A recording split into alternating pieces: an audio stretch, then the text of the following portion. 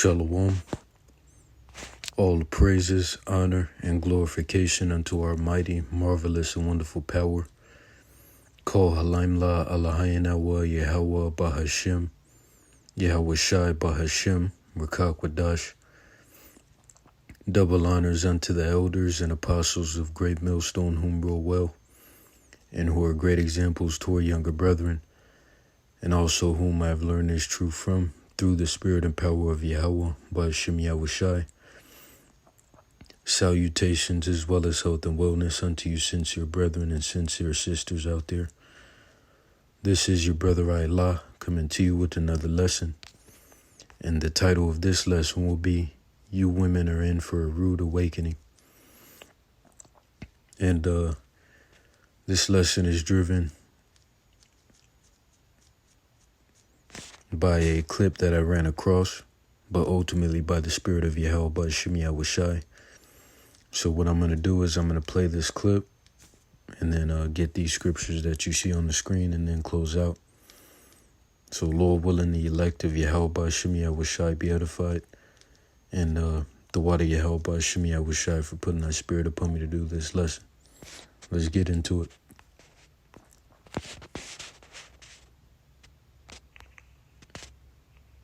In a South Salt Lake kidnapping, a man is behind bars tonight facing several charges after police say he forced a woman into a stolen SUV. Well, fortunately, that woman is safe tonight, but detectives say they had a little help from key witnesses. News specialist Garna Mejia is tracking the latest in this case. And Garna, a lot of concern tonight. The video is showing the bystander actually doing nothing.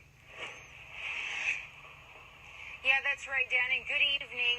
Police say that the key witness, that key bystander, did nothing to help out the victim, but it was other bystanders who stepped in to call 911, and their actions, along with all of the community support, police say may have saved a life.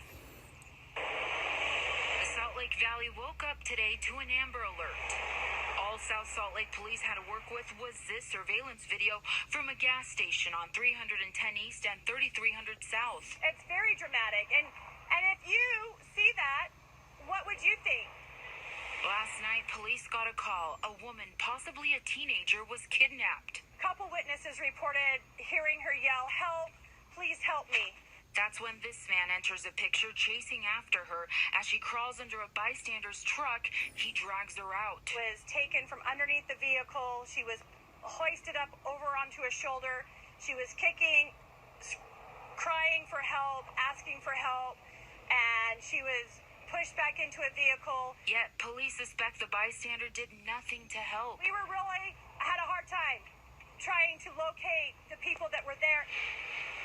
As police work to locate that key witness, drivers like Charles Albert, who got the Amber Alert, are still concerned. To be that involved where he rips her out from underneath the vehicle and he doesn't help her at all? Like, that's not cool. Police support bystanders stepping in to help, but say it's a personal choice. You have to go with what you feel comfortable doing. But if you see something, say something. Please help us get a license plate number.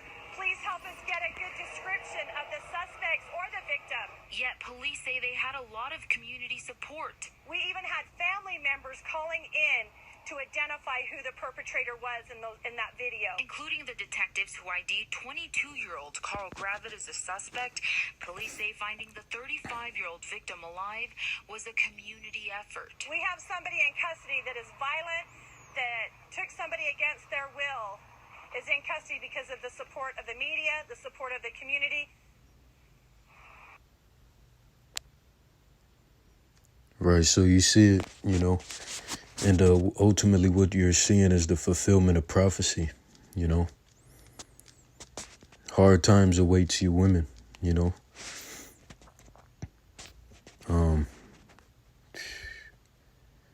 We could start off getting this.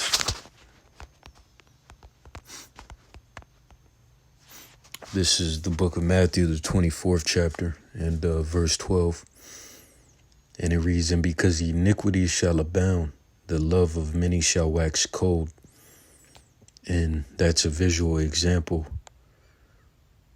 showing how the love is waxing cold. You see the bystander, he didn't do nothing. He didn't help her.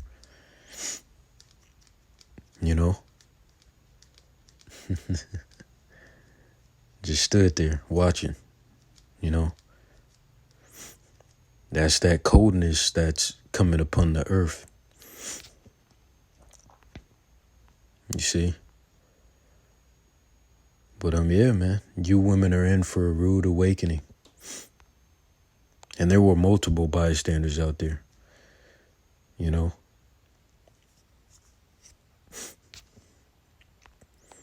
But let's get Isaiah, the 32nd chapter.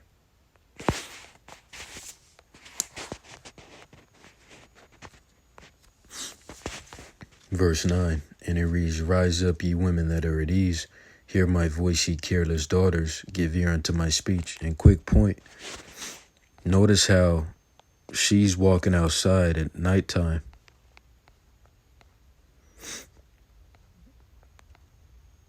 Let alone period. Right? She's walking alone at nighttime, let alone period, in pink booty shorts. If you can see. Salaki, I'm trying to. You can kind of see right there. You know? That's careless, man. And shameless, because you shouldn't be wearing booty shorts, but let alone going outside alone in booty shorts. You know? Would you think you're untouchable? See, the reality is going to be reestablished within the earth. You know, you women indeed need men. Right? Because without men, who's going to protect you from the bad men? You can't protect yourself, obviously. So this whole Miss Independent and I can do bad by myself and I don't need no man and all this rubbish, because that's what it is. It's bloody rubbish. All that's going to come to an end. And the reality is going to be reestablished within the earth. You see? You women are inferior. Right? The pride and the haughty mentality that you have is going to lead to your death. And when that reality comes, man, when it reaches its all-time high, it's going to hit you in the face like a brick, because you've been, you know, you've got yourself in this deep hole of delusion. You see?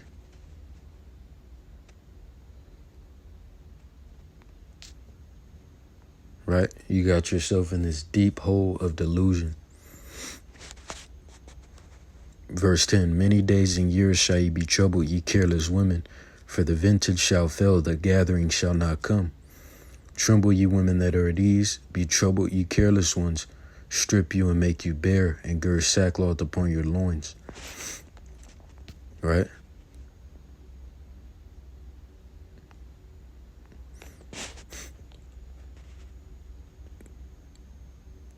You know?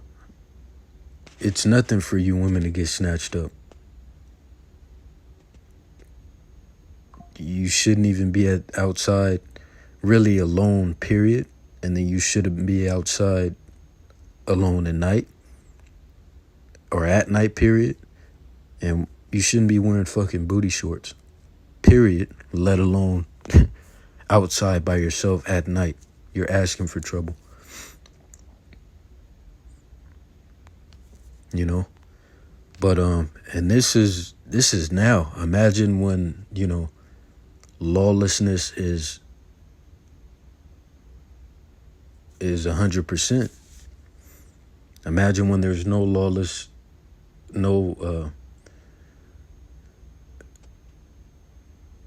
lawfulness at all. You know, how much more?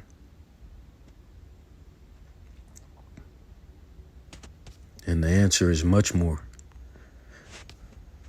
Right, verse 11. Oh, we already read this, Salakia. Now I'm going to move to the book of Ezekiel, the 21st chapter.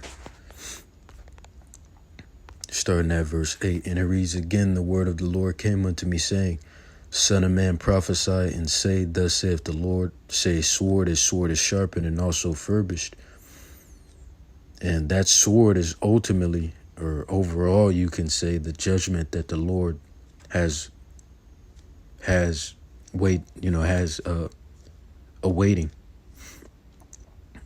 has awaiting the earth. Right, verse 10, it is sharpened to make a sore slaughter. It is furbished that it may glitter. Should we then make mirth? And here you have all these people in the spirit of mirth.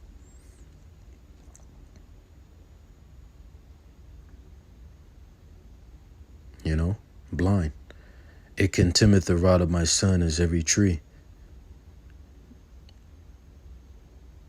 Right? Verse 11, and he hath given it to be furbished that it may be handled.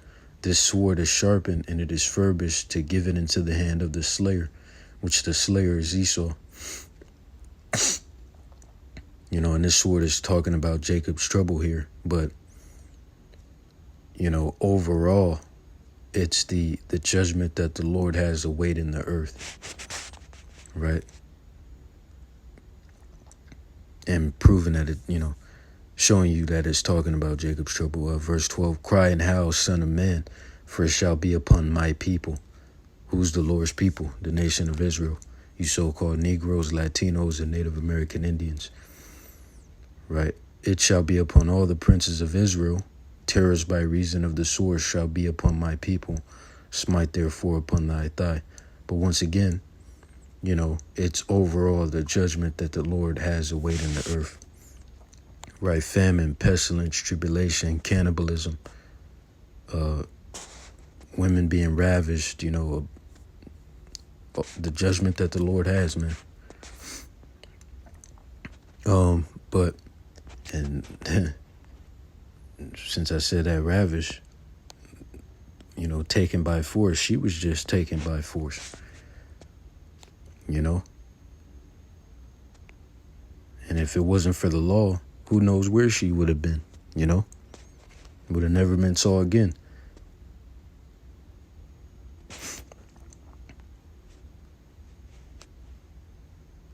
Right, but let's get Isaiah, the 13th chapter, and verse 6 now. And it reads, Howl ye, for the day of the Lord is at hand. It shall come as a destruction from the Almighty. Therefore shall all hands be faint, and every man's heart shall melt. And they shall be afraid. Pangs and sorrows shall take hold of them. They shall be in pain as a woman that travaileth. They shall be amazed one at another. Their faces shall be as flames.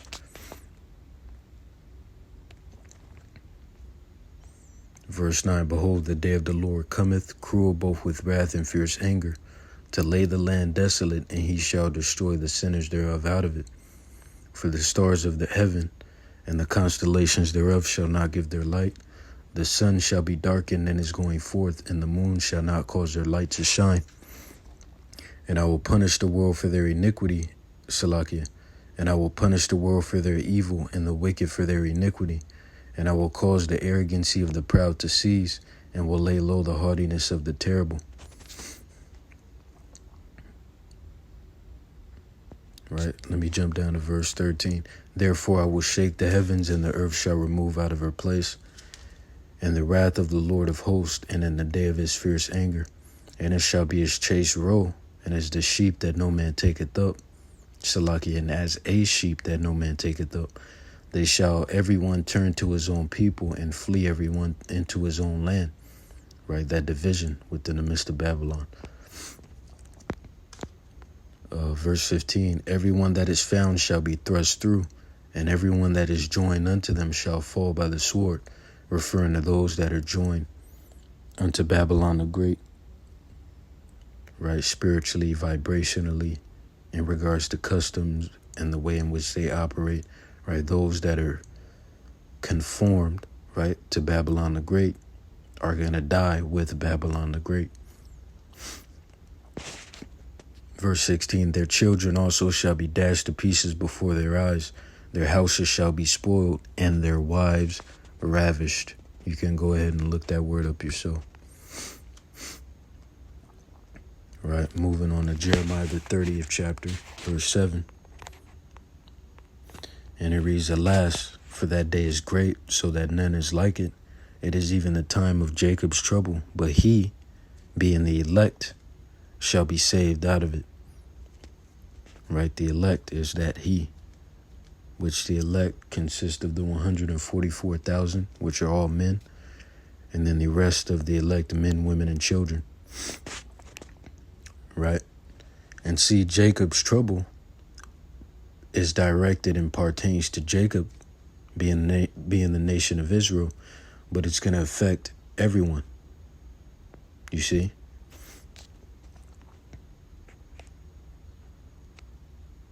Let's get Daniel 12:1. Daniel 12. And it reads, and at that time shall Michael stand up, the great prince, which standeth for the children of thy people. And there shall be a time of trouble, such as never was since there was a nation, even to that same time. And at that time thy people shall be delivered, every one that shall be found written in the book, which are the elect.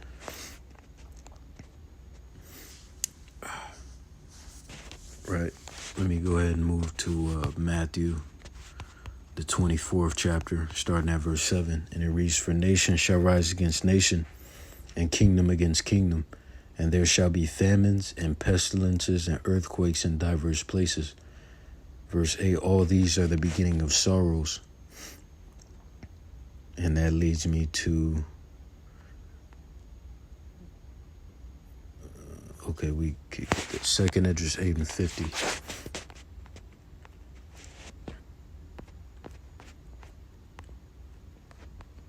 For many, and it reads, for many great miseries shall be done to them that in the latter time shall dwell in the world, because they have walked in great pride. And, you know, in these modern times, you women are the most prideful, man. So you can only imagine, you know, in comparison to your pride and haughtiness, you can only imagine the amount of misery that awaits you, right? This is pride. Having the audacity to walk out the house at night, or to be out at night in booty shorts, alone. You women are going to see how much you need men. If it wasn't for men, you wouldn't exist. Everything around you wouldn't exist, because we built everything around you, right? You absolutely need us, and you're going to see that, you know? That reality is going to be reestablished coercively by force. And the force is going to be the reality hitting you in the face like a brick. Straight like that.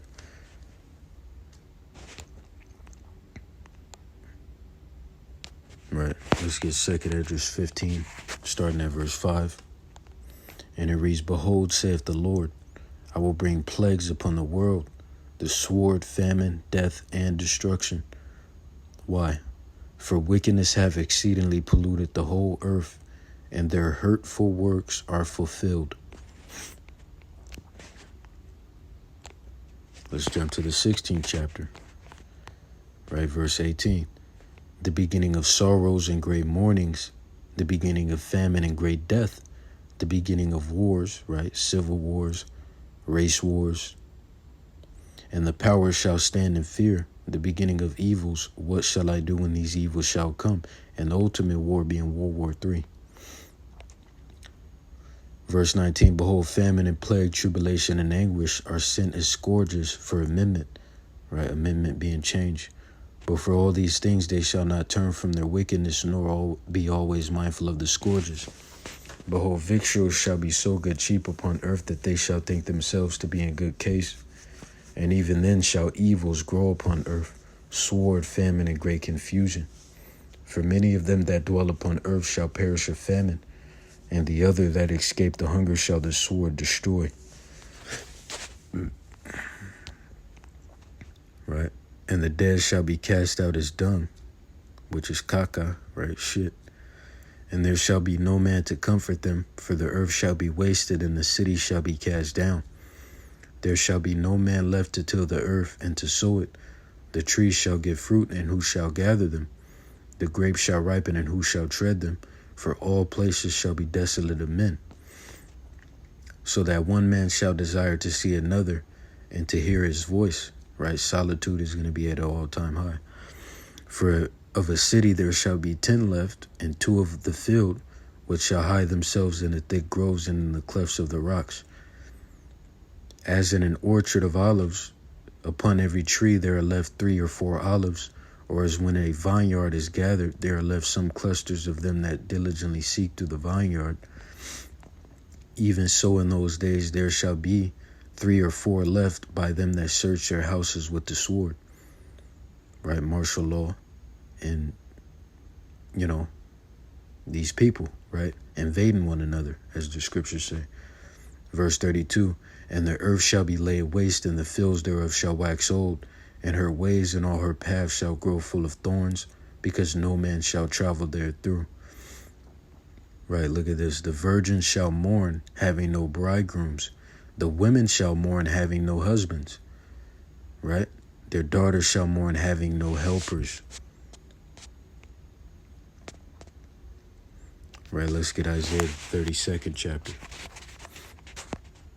Once again, you women are going to see exactly how much you need men. Right, this current delusion that you live in, right, social media and this convenience that Esau has provided to you, it's all going to be taken away because it's not the reality. It's not the reality. You see? Verse 2, and a man shall be as an hiding place from the wind, and a cover from the tempest, as rivers of water in the dry place, as the shadow of a great rock in a weary land. Right? That value, man. And that's talking about the elect men, right? Because the elect men are the only men that are going to remain or be delivered, or the only men that the Lord is going to be with, right? And what you chicks don't understand is, right, you have a thing for these thug niggas, these D-boys, these gangbanger motherfuckers. What you have to understand is the Lord has established order, right? As men, we're your protection as women. Our protection as men is the Lord. And in order for that protection to be upon you, the Lord has to be with you. The Lord is not with you D-boys. The Lord is not with you niggas. The Lord is not with you hood motherfuckers. The Lord is not with you gang motherfuckers. None of you, because you're wicked. You have an evil eye towards your brother, so on and so forth. The Lord is not with you fucking chumps, man. The Lord is with the elect men, the men of Yahweh Bahashem, Yahweh Shai. And if you're not of those men, you're fucked. And that toughness that you think you have, the Lord is going to show you how pussy you are. You motherfuckers are chumps. Right out here robbing each other, stealing, all this wicked madness. The Lord is going to rob your life. He's going to fucking take it, man. You people are going to see. And just like you see the brethren and the anger that we have within us, imagine how much more angrier the Lord is. The scriptures tell you that the Lord is angry with the wicked every day. Every day.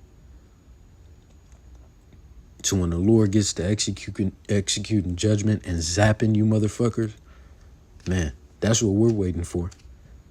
And he's doing it. People are dying, man, but it's going to be way much more and way much greater. Like the scriptures say, a time like never before. Right? Let's get Isaiah the 13th chapter, verse 12. And it reads, I will make a man more precious than fine gold, even a man than the golden wedge of Ophir. Right? Once again, that value. Understand your value, brothers.